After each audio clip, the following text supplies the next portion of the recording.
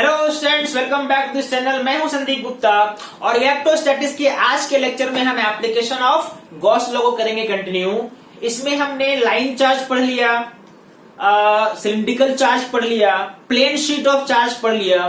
तो आज बारी है electric field due to a spherical charge. ठीक है, तो आज के इस लेक्चर में स्फेरिकल शेल के बारे में पढ़ेंगे, कंडक्टिंग नॉन कंडक्टिंग स्फीयर के बारे में पढ़ेंगे और साथ ही साथ एक स्फेरिकल शेल जिसका इनर और आउटर रेडियस मालूम है उसके कारण कैसे निकालेंगे इलेक्ट्रिक फील्ड, आज के लेक्चर में हम ये डिस्कस करेंगे। ठीक है, तो वीडियो को एंड तक देखो, नोट्स बनाओ, क्योंकि इसके जस्ट नेक्स्ट जो लेक्चर होगा वो आज जो अभी जो आप इस लेक्चर में कॉन्सेप्ट लोगे उस पे हम न्यूमेरिकल सॉल्व करने वाले हैं।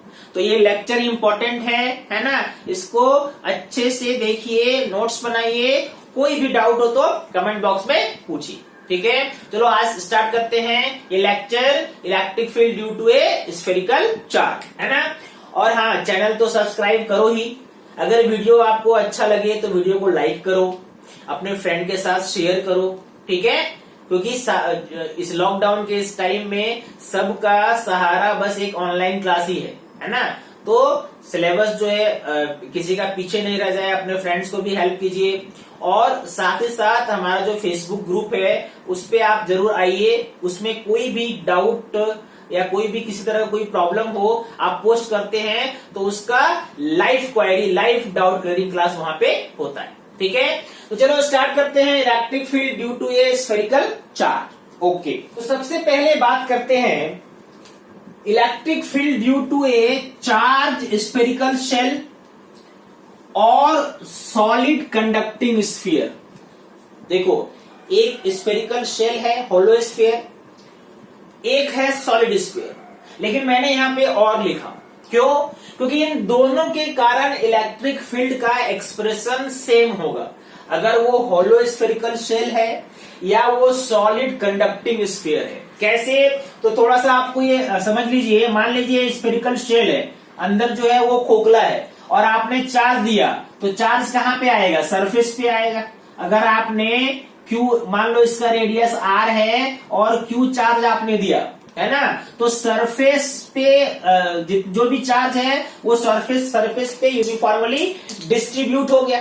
तो इसका जब सरफेस चार्ज डेंसिटी निकालेंगे तो चार्ज बाय सरफेस एरिया, क्योंकि सरफेस में ही चार्ज है, तो इसका सरफेस चार्ज डेंसिटी क्या हो जाएगा? Q by 4πr²।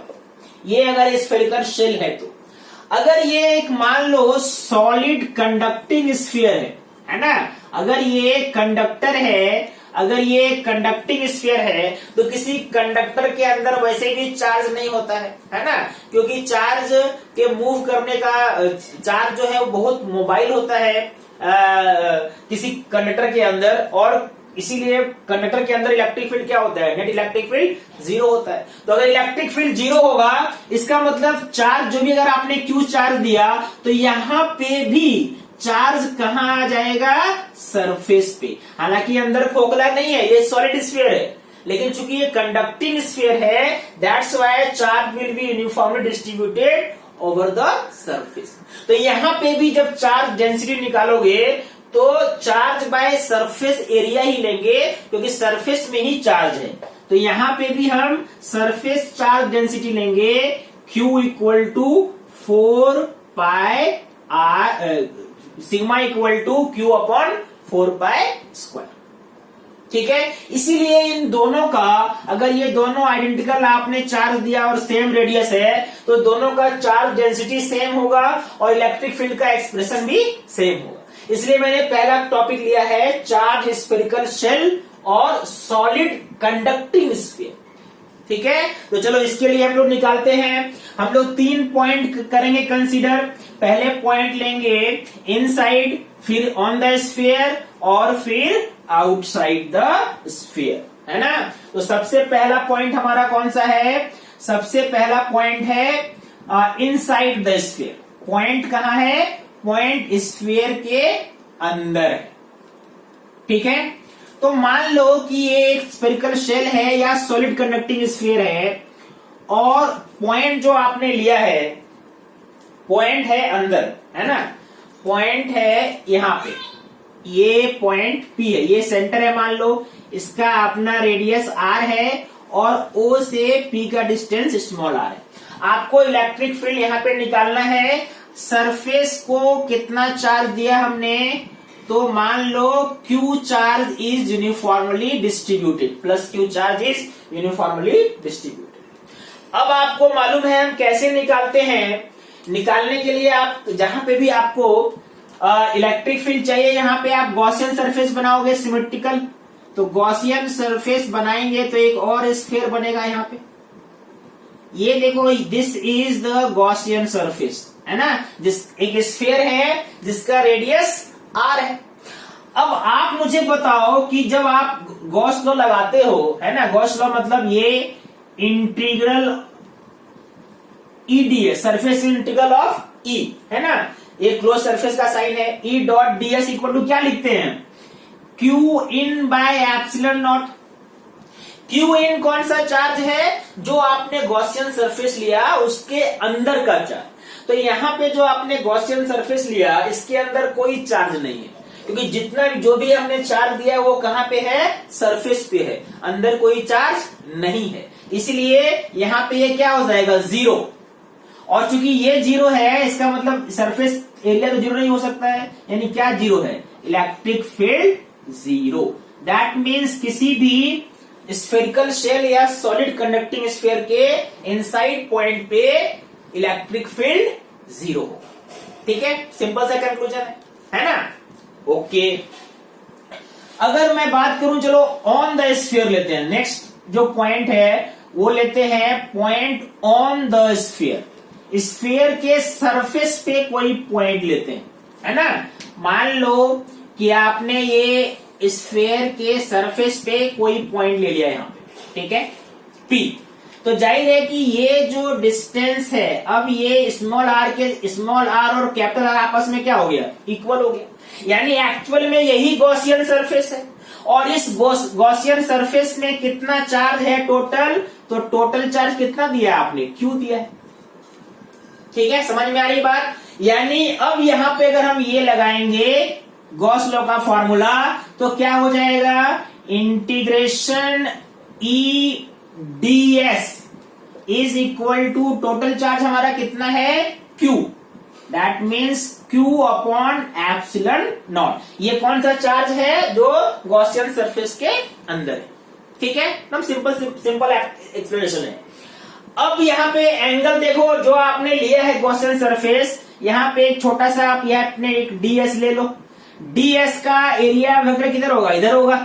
This is area vector, because area vector outward normal होता है। और इलेक्ट्रिक फील्ड चूंकि यहाँ पे प्लस चार्ज है, तो इलेक्ट्रिक फील्ड भी बाहर की तरफ होगा। ठीक है, इलेक्ट्रिक फील्ड बाहर की तरफ होगा, यानी इलेक्ट्रिक फील्ड और एरिया वेक्टर में कोई एंगल नहीं है। एंगल क्या है, जीरो। तो E ds cos जीरो लेंगे, cos जीरो क्या होता है, 1, यानी इसको हम क्या लिखेंगे, इसको लिखेंगे E। इलेक्ट्रिक फील्ड चूंकि यूनिफॉर्म है इसलिए बाहर आ गया, इंटीग्रल ऑफ ds कितना हो जाएगा, कितना एरिया है पूरा surface area, 4 pi r square equal to total charge Q upon epsilon naught. यही है ना। ओके, यानी E का फॉर्मूला क्या हो गया, Q by 4 pi r square into epsilon naught. यही है ना। आप ध्यान से देखो तो ये इलेक्ट्रिक फील्ड का फॉर्मूला है due to a point charge Q at a distance R, है कि नहीं। यानी किसी भी स्फेरिकल चार्ज के, जब चार्ज स्फेरिकल सरफेस पे डिस्ट्रीब्यूटेड हो, तो उसको मान सकते हो कि सारा चार्ज कहां पे है, तो सारा चार्ज सेंटर पे कॉन्सेंट्रेटेड है। मतलब स्फेरिकल चार्ज को आप एक पॉइंट चार्ज एज्यूम कर सकते हो, लेकिन वो पॉइंट चार्ज कहां रखना पड़ेगा, वो पॉइंट चार्ज रखना पड़ेगा सेंटर। ठीक है, अगर आप इसको, ये जो मैंने यहां पे लिखा है Q by 4 pi r square, क्या ये सरफेस चार्ज डेंसिटी है, चार्ज बाय एरिया, अभी मैंने आपको बताया था, तो ये क्या हो जाएगा, सिग्मा, है ना। यानी सिग्मा के टर्म में अगर आप इलेक्ट्रिक फील्ड लिखोगे तो electric field equal to sigma by epsilon naught. ये कहां पे होगा, ये होगा सरफेस पे, यानी किसी भी स्फेरिकल शेल या सॉलिड कंडक्टिंग सरफेस, या मैं बोलूं कि एक कंडक्टर है ना, किसी भी कंडक्टर के सरफेस पे कितना चार्ज होता है, सिग्मा, कितना इलेक्ट्रिक फील्ड होता है, सिग्मा बाय एप्सिलॉन नॉट। याद करो मैंने सिलेंडर के लिए भी यही निकाला था, है ना। अगर वो सिलिंड्रिकल कंडक्टर हो तब भी इलेक्ट्रिक फील्ड कितना होगा, सिग्मा बाय एप्सिलॉन नॉट। तो कंडक्टिंग स्फीयर हो या स्फेरिकल शेल हो, सरफेस पे कितना होगा electric field, sigma by epsilon not. Correct है। अब कौन सा पॉइंट बचा, बाहर का, आउटसाइड, वो देखते हैं। ओके, अब चलो पॉइंट लेते हैं, पॉइंट आउटसाइड द स्फीयर, है ना। एक स्फीयर है जिसमें क्यू चार्ज यूनिफॉर्मली डिस्ट्रीब्यूटेड है, कहां पे, सरफेस पे, है ना। और आप मान सकते हो पूरा चार्ज कहां पे है, कॉन्सेंट्रेटेड एट द सेंटर, ठीक है। चलो, एक पॉइंट है जो सेंटर से आर डिस्टेंस दूर है, वहां पे आपको निकालना है इलेक्ट्रिक फील्ड। तो क्या करेंगे, गॉसियन सरफेस लेंगे, और गॉसियन सरफेस सिमेट्रिकल क्या होगा, एक स्फीयर जिसका रेडियस कितना है, स्मॉल आर, करेक्ट है। अब ये सरफेस आपका गॉसियन सरफेस पे किसी कोई छोटा सा कोई एक पॉइंट ले लो, यहाँ पे अगर आपने एक पॉइंट लिया, इसका एरिया वेक्टर किधर होगा, बाहर की तरफ, और अगर चार्ज O पे आपने कॉन्सेंट्रेट किया है तो इलेक्ट्रिक फील्ड भी बाहर की तरफ होगा। एंगल कितना हो गया, एंगल 0 हो गया, करेक्ट है। ओके, यानी गॉसियन जो फॉर्मूला है, गॉस लॉ है, वो अगर हम लगाएंगे यहाँ पे तो ये E और DS के बीच में कितना एंगल बनेगा, 0 डिग्री, cos 0 1 हो जाएगा। ओके, इक्वल टू फॉर्मूला क्या होता है, Q inside bye epsilon not. तो इस गॉसियन सरफेस के अंदर ये पूरा चार्ज Q आएगा, ठीक है। क्यों, क्योंकि जो सरफेस है, जो चार्ज है वो सरफेस पे ही है। ओके, दैट मीन्स ये क्या लिखेंगे इसको, Q बाय एप्सिलॉन नॉट, ठीक है। ओके, अब E देखो यहाँ पे, E चूंकि कांस्टेंट है, E अगर आपने बाहर निकाला किसी भी पॉइंट पे, अगर आप लिखोगे, देखोगे U क्या है, यूनिफॉर्म है, कांस्टेंट है, तो E मैंने बाहर निकाला। इंटीग्रेशन ऑफ सरफेस एरिया, ये जो पूरा गॉसियन सरफेस है, ठीक है, इसका एरिया कितना हो जाएगा इसका, 4 pi small r square, that means 4 pi small r square. Total charge कितना है, Q by epsilon naught, that means electric field equal to Q by 4 pi epsilon naught r square. This is again the formula of electric field we have already studied in case of point charge. That means for any point out on the surface or outside the surface, we can imagine that total charge is concentrated at the center, है ना। Centre पे एक point charge रख दो, उतना ही value का, और वो फॉर्मूला निकालेंगे तो आपको इलेक्ट्रिक फील्ड का फॉर्मूला आ जाएगा, जो कितना है, Q by 4 pi epsilon naught r square. आपको अगर डेंसिटी के टर्म में चाहिए ये फॉर्मूला, तो ये क्या हो जाएगा, चार्ज इक्वल टू क्या हो जाएगा, density into surface area. Density मान लो आपने सिग्मा लिखा है, और सरफेस एरिया, अब चार्ज तो इतने छोटे से में ही है ना, तो यही कंडक्टर है, तो इसका अगर आपने लिया, इसका अगर आपने एरिया लिया तो कितना हो जाएगा, 4 pi capital R square divided by 4 pi epsilon naught R square. 4 pi cancel, that means electric field outside, and what is the formula, sigma R square, ठीक है, divided by epsilon naught R square. This is electric field at a point outside the sphere. यहां पे देखो electric field बाहर R square के inversely proportional है, electric field is inversely proportional to R square. यानी इसका अगर आपको ग्राफ बनाना हो variation in electric field with R, small R के साथ, तो आपको मैंने अभी बताया कि इनसाइड कोई अंदर जो है कोई फील्ड है ही नहीं। तो अंदर अगर फील्ड नहीं है तो यहां से सरफेस तक तो यहाँ कुछ कोई ग्राफ नहीं होगा। ग्राफ कहां पे स्टार्ट होगा, जहां पे आप सरफेस पे पहुंच गए, मतलब आर पे। और यहाँ पे कितना फील्ड होगा, तो यहाँ पे आपने निकाला था maximum field Q by 4 pi epsilon naught R square, या आप लिखते हो सिग्मा बाय एप्सिलॉन नॉट। ठीक है, और इसके बाद 1 बाय आर स्क्वायर के इनवर्सली प्रोपोर्शनल, मतलब ग्राफ जो होगा ये रेक्टेंगुलर हाइपरबोला है।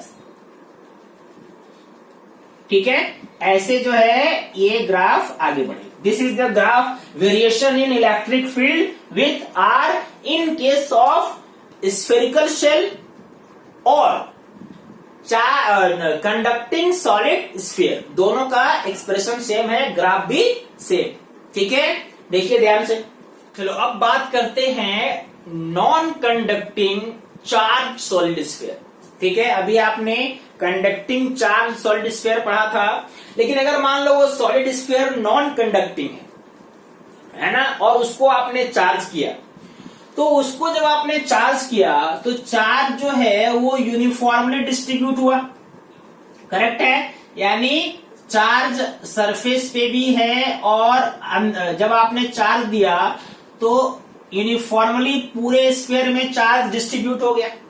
करेक्ट है, और चूंकि ये नॉन कंडक्टर है तो इसमें चार्ज उतना मोबाइल नहीं होगा, उतना मूव नहीं करेगा, है ना, ये आपको मालूम है। इसलिए जो आपने चार्ज डिस्ट्रीब्यूट किया था वो जहां पे आपने दिया वहीं पे रहेगा, यानी चार्ज अंदर भी रहेगा और बाहर भी रहेगा।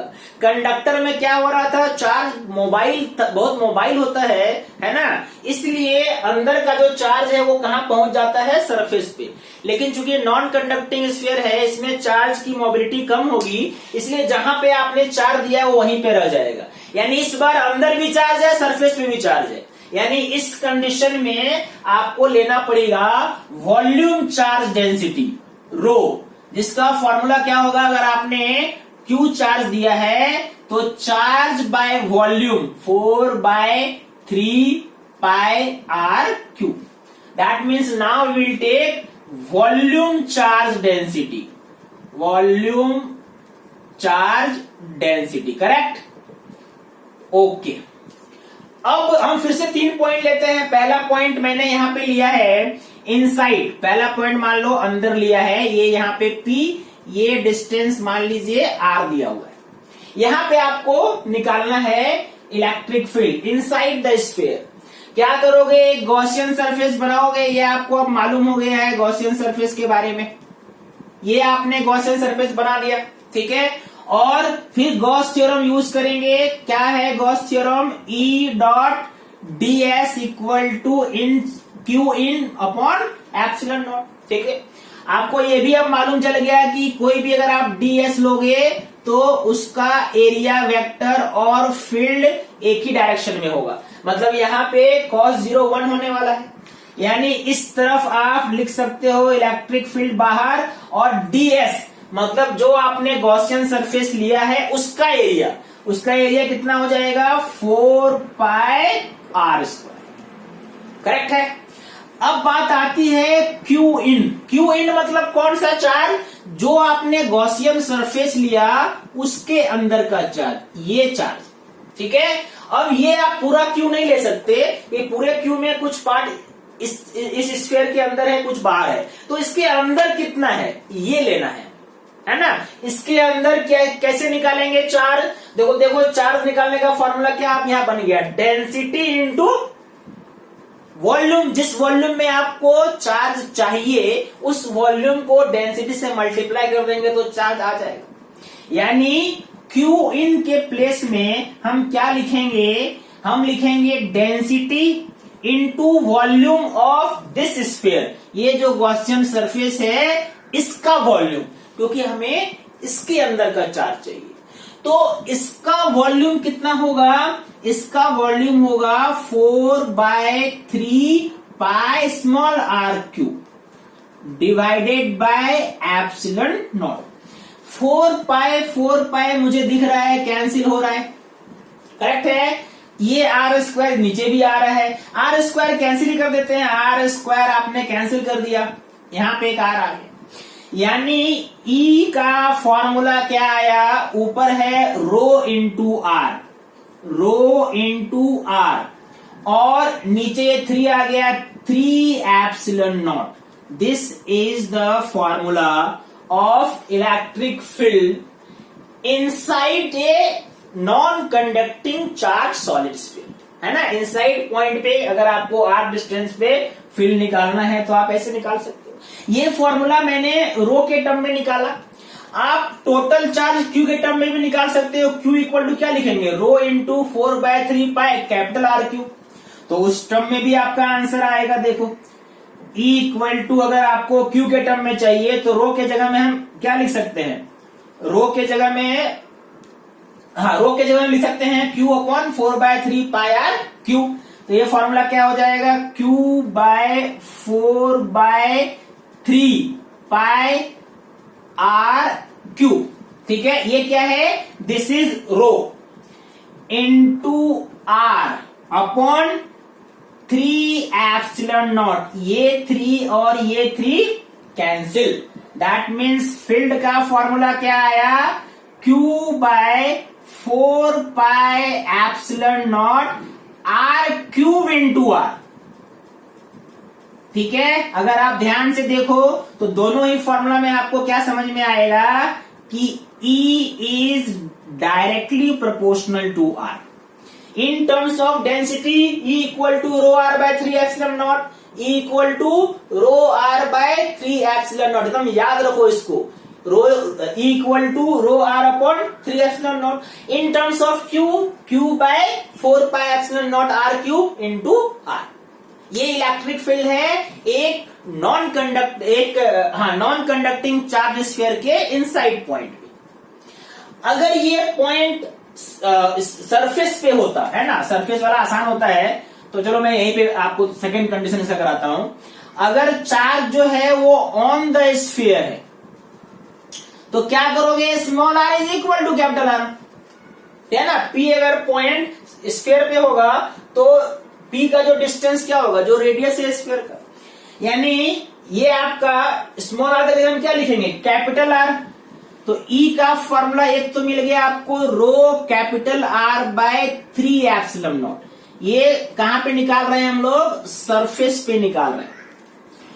और इसके टर्म में अगर बोलेंगे तो ये कैपिटल R, एक R कैंसिल करोगे तो E का फॉर्मूला क्या आएगा, Q/4 pi epsilon naught R square. ये फिर से देखो पॉइंट चार्ज का ही फॉर्मूला है, फिर से आप मान सकते हो सारा का सारा पॉइंट चार्ज कहां पे है, सेंटर पे है। ये आप तभी मान सकते हो जब फील्ड या तो सरफेस पे या सरफेस के बाहर निकाले, ठीक है। इनसाइड पॉइंट के लिए नहीं मान लेना, है ना, तो इनसाइड पॉइंट में चार्ज कम रहता है। तो ये मैंने आपको बताया इनसाइड पॉइंट और सरफेस पे electric field due to a non conducting charges पे। अब आते हैं आउटसाइड पॉइंट, है ना। देखिए ओके, अब लेते हैं पॉइंट आउटसाइड द स्फीयर।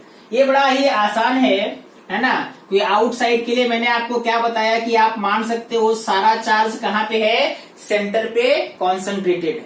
तो अगर सेंटर पे कॉन्सेंट्रेटेड है, हालांकि गॉस थ्योरम के हिसाब से भी आप समझ सकते हैं इसको, ये R है और इसमें पूरा आपने कितना चार्ज दिया है, आपने Q चार्ज दिया है, ठीक है।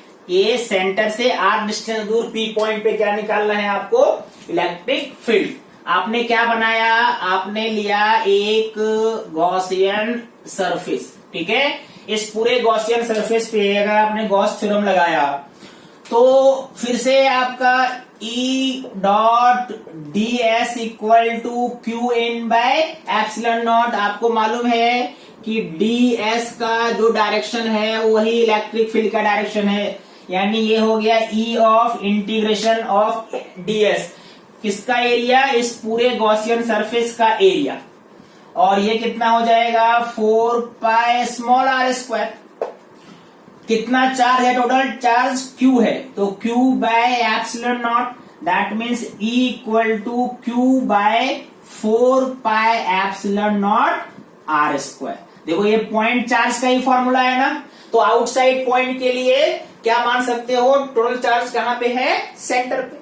अगर डेंसिटी के टर्म में लिखना चाहो तो डेंसिटी के टर्म में चार्ज इक्वल टू क्या हो जाएगा, density into volume 4/3 pi capital R cube, क्योंकि चार्ज इसी के अंदर है, divided by 4 pi epsilon naught R square. 4 pi दिख रहा है, कैंसिल हो गया, दैट मीन्स ये क्या हो गया, rho into R cube divided by 3 epsilon naught R square. This is electric field in terms of volume charge density. ठीक है, ध्यान से अगर देखो इन दोनों फॉर्मूला से आपको क्या समझ में आएगा कि E is inversely proportional to R square. यानी अगर हम वेरिएशन करें, discuss variation in electric field with R, तो पहले आपको दिखा इनसाइड पॉइंट पे क्या है, डायरेक्टली प्रोपोर्शनल है, तो डायरेक्टली प्रोपोर्शनल ग्राफ ऐसा बनेगा। कहां तक हुआ ये, सरफेस तक। ठीक है, कितना डिस्टेंस आप आ गए, आप आ गए सरफेस पे। ठीक है, और सरफेस पे कितना फील्ड था, तो Q by 4 pi epsilon naught capital R square, यही था ना। ओके, इसके बाद 1 बाय आर स्क्वायर, यानी ये वेरिएशन कैसा होगा, देखो this will be variation in electric field with R in case of non conducting charge solid sphere. ठीक है, पूरा कॉन्सेप्ट समझ में आया आपको, आप इसको एक बार रिवाइज करो। अब हम देखो एक ऐसा शेल लेते हैं जिसमें इनर और आउटर रेडियस दिया हो, तब कैसे निकालेंगे, पहले आप इसको देख लीजिए। चलो एक न्यूमेरिकल लेते हैं, ये एक नॉन कंडक्टिंग होलो स्फीयर है जिसका रेडियस, इनर रेडियस R1 है, आउटर रेडियस R2 है। आपको इलेक्ट्रिक फील्ड बताना है, मान लो इलेक्ट्रिक फील्ड आपको बताना है इस पॉइंट पे। ठीक है, ये पॉइंट P है और इसका डिस्टेंस ले लो स्मॉल r। कैसे निकालोगे, यहां पे आपने क्या करोगे, गॉसियन सरफेस लिया आपने, ऐसा गॉसियन सरफेस आपका बन गया, करेक्ट है। और फिर आप गॉस थ्योरम लगाओगे तो ये हो गया E dot ds equal to Q in by epsilon naught. Charge जो है, जो आपने गॉसियन सरफेस लिया है, उसमें देखो बस इतना ही दूर चार्ज है, क्योंकि उसके बाद तो होलो है, वो अंदर है, अंदर चार्ज तो रहेगा ही नहीं, यानी चार्ज जो है वो इतना ही दूर है। अब इतने दूर में कितना चार्ज है ये निकालना पड़ेगा। पूरा चार्ज कितना है, Q। चार्ज डेंसिटी क्या हो जाएगा, volume, total charge by volume. Volume किसका लेंगे, जहां पे चार्ज डिस्ट्रीब्यूटेड है, मतलब कितना, 4/3 pi R2 cube minus R1 cube, यही है ना चार्ज डेंसिटी। ध्यान से देखो, ठीक है, यहां पे चार्ज डिस्ट्रीब्यूटेड है, मैंने इसका वॉल्यूम निकाला, total charge by total volume. Density मिल गया। अब आपको कहीं पे भी अगर चार्ज चाहिए तो डेंसिटी इंटू उस पार्ट का वॉल्यूम, चलो मैं हो जाएगा ये E इंटू ds का इंटीग्रेशन, ds मतलब गॉसियन सरफेस का एरिया, और ये कितना हो गया 4 पाई आर स्क्वायर। क्यू इन मतलब इसके अंदर कितना चार्ज है ना, तो डेंसिटी आपको मालूम है, डेंसिटी रो है, और इस पार्ट का वॉल्यूम जहां पे आपको चार्ज निकालना है, और ये कितना हो जाएगा 4/3 पाई। इस पार्ट के लिए ये R है और ये R1 है, मतलब small r cube minus R1 cube by epsilon naught. ठीक है, रो को आप लिखोगे, रो कितना है, total charge Q by 4/3 pi R2 cube minus R1 cube equal to multiplied by 4/3 pi small r cube minus r1 by epsilon naught. ये term तो यहां पे कैंसिल हो गया, यानी आपको क्या मिला, E into 4πr² is equal to इधर क्या है, Q into small r³ minus r1³ divided by epsilon naught into r2³ minus r1³। बस ये 4πr² को उधर ले जाओ, तो आंसर क्या हो गया, आंसर इलेक्ट्रिक फील्ड का हो गया Q into r3 minus r1³ divided by 4π epsilon naught into r², और ये है r2³ minus r1³। This is the electric field. अब ये r1 r2 का कुछ रिलेशन दिया हो, है ना, मान लो ये r दिया है, ये 2r दिया है, और ये 3r/2 पे आपसे पूछ रहा है, तो क्या आंसर होगा आप इसमें पुट कर सकते हो, है ना। ये आंसर ये आप निकाल लो। मान लो कि ये आपका रेडियस r दिया है, ये रेडियस 2r दिया है, और ये डिस्टेंस 3r/2 p पे आपसे पूछे कितना फील्ड है बताओ, ठीक है। ये आप निकाल के बताओ कितना होगा, कमेंट करो मुझे, है ना। ऐसे क्वेश्चन को इस तरह से आप सॉल्व कर सकते हो, ठीक है। तो इस लेक्चर में मैंने स्फेरिकल चार्ज के जो कॉन्सेप्ट थे वो आपसे डिस्कस किया। अब इसी के बाद इमीडिएट नेक्स्ट लेक्चर में हम इस पे कुछ न्यूमेरिकल डिस्कस करेंगे, ठीक है। Thank you.